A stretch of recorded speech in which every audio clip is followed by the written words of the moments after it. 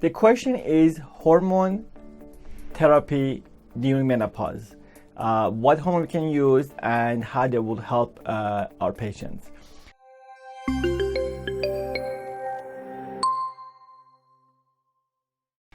There are usually three general hormones that we use, mainly estrogen, progesterone, and testosterone.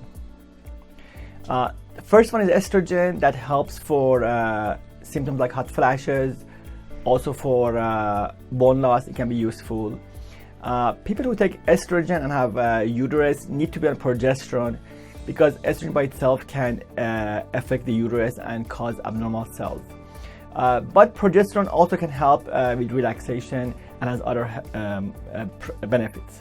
Last is testosterone, that a lot of time older women have less of it, which can, by replacing it, can give you extra energy and also increase libido or sex drive.